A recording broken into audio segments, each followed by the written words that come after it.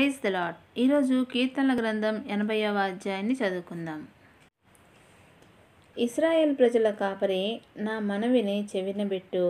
మందలాగా యోసేపు వంశానికి దారి చూపేవాడా, కెరూబులకు పైగా సింహాసనాసీనుడా, నీ ప్రకాశం కనపరచు. ఎఫ్రాయిం, బెన్యామీన్, మనష్షే గోత్రాల ఎదుట నీ బల ప్రభావాలను ప్రదర్శించు.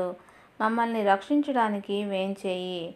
దేవా, మమ్మల్ని చెరలో నుంచి రప్పించు. మాకు విడుదల లభించేలా నీ ముఖకాంతి రేఖలు ప్రసరించనియ్యి. యెహోవా, సేనల ప్రభువైన దేవా, నీ ప్రజలు ప్రార్థన చేస్తూ ఉంటే నీవెంతకాలం కోప్పడతావు? వారికి వారి కన్నీళ్లే ఆహారమయ్యేలా చేశావు. వారు పెద్ద మోతాదులో కన్నీళ్లు తాగేలా చేశావు. మా పొరుగు వాళ్లను మా గురించి పోరాడేలా చేస్తున్నావు. మా శత్రువులు మమ్మల్ని గేలి చేస్తూ ఉన్నారు. సేనల ప్రభు దేవా, మమ్మల్ని చెరలో నుంచి రప్పించు. మాకు విడుదల లభించేలా నీ ముఖకాంతి రేఖలు మాపై ప్రసరించనియ్యి.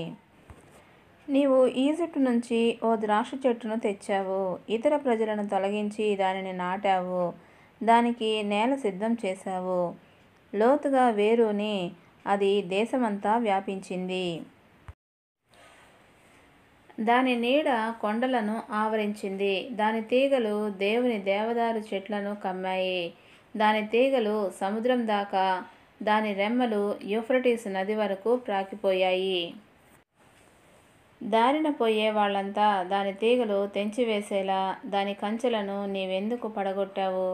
అడవి పంది దానిని మేసివేస్తూ ఉంది. పొలంలోని గొడ్డు గోద దానిని తినివేస్తూ ఉన్నాయి.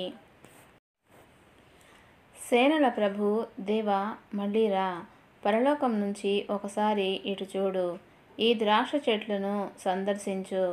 నీవు నీ కుడి చేతితో నాటిన దానిని కాపాడు. నీకోసం నీవు పెంచిన చెట్టును కాపాడు.